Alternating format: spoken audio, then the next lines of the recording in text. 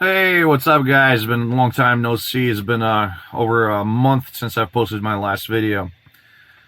Well, I'm finally back in the truck, and I think we're gonna start making some more content.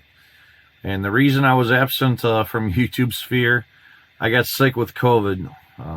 So my last episode that you probably seen, it was end of July. I was heading home.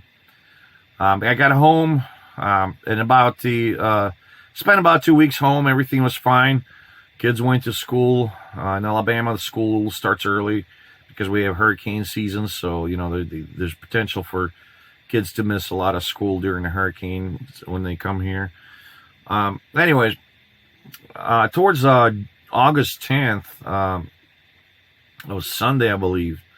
Just woke up and had a fever.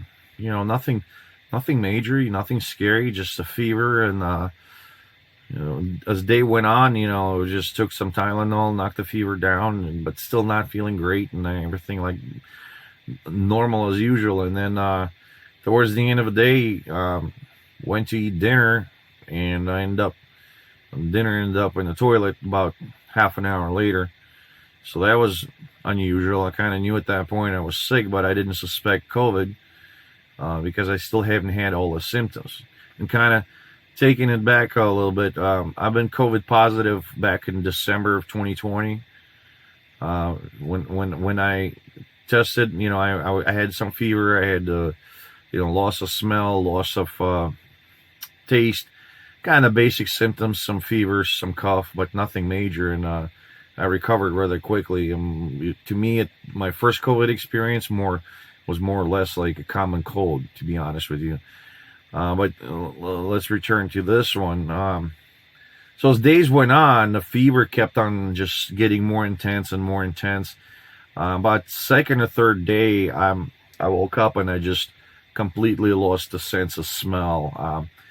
To me, it was like as if I inhaled pool water, and like if you jump in the pool and the water gets in your nose, you get that chlorine burning smell, and it's the only thing you can smell.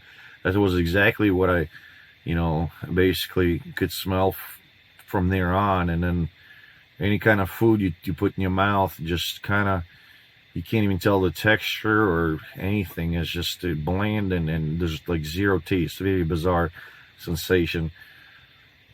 And to be honest with you, like at that point, I stopped eating because I couldn't hold anything down. With this Delta variant, in essence, you either vomit it out or you shoot it out the other end in a liquid form. So just drank bottled water like a fish, and that's about it.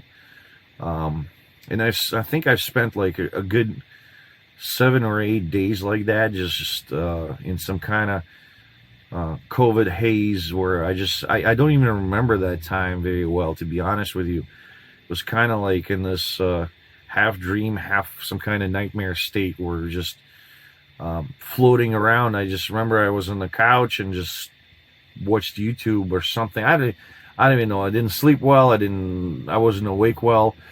By day 10 or so, the fever kind of eased off, but I started having real scary problem at that point. My lungs, I could start feeling like every hour almost. It's like as if somebody's filling them with sand, and I just can't get full breath of air. It got so bad at some point that just simple activity like going to the bathroom, I was so weak, I couldn't, you get so winded just going to the bathroom, and just taking a shower. You see, I didn't want to pass out in the shower because it's being weakened by the virus itself for previous 8-9 days where you barely eat anything, and all the fever, and plus now you can't breathe. And I think that's the way that COVID Delta works. For whatever reason, it starts off in your nose and then in your throat, and then it just kind of like descends down to your lungs, and that's where it does real damage. So it got bad day 10, 12. So I spent probably about 2 weeks. But by the second week, I realized it was some serious issues, and I kind of started panicking because I couldn't walk. If I walk out to the mailbox, just completely lose my ability to even like remain conscious because I'm just not getting oxygen, and it's just maybe because I laid on the couch for so long. I don't know. I'm not a doctor, but try to go get some medical attention, and they wouldn't even let me in. At that point, the hospitals are overfilled, emergency room is overfilled.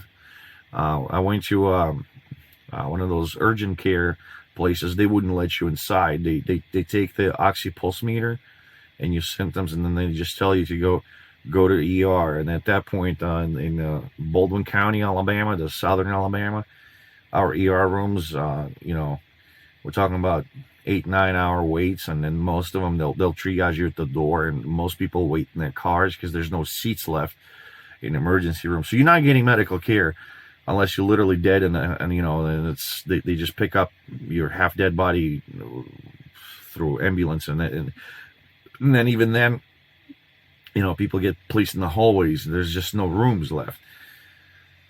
So having faced that proposition, it's quite scary. I just decided I'm just gonna fight it off at home, and I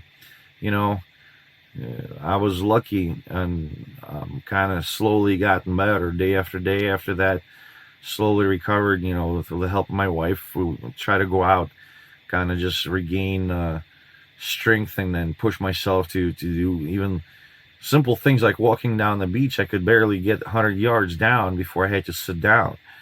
You're just not getting enough oxygen in your body. You can't. Your lungs capacity is reduced down to nothing.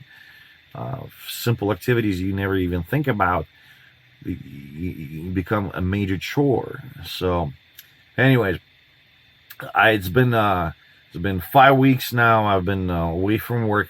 I haven't driven this truck entire month of August, and it's already 15th of September. I'm just lucky that we had cash reserves, just make payments for this truck, and then the support of my family, food, dwelling, living conditions. So I can't imagine people going through this and not living paycheck to paycheck. You'd basically lose everything at this point. Month and a half later, not paying rent, not paying mortgage, not paying your car bills, and then all that. That'd be catastrophic. I can only imagine what people are going through right now. I'm extremely blessed that I'm just gotten through this illness. And I'll be honest with you guys, I've completely changed my mind and stance on the vaccine. If before my personal opinion was that, I had COVID already, kind of got immune to it. I'm telling you, this is not, even if it's not going to work. I don't even know if the vaccine is going to help, but I'm telling you, anything helps.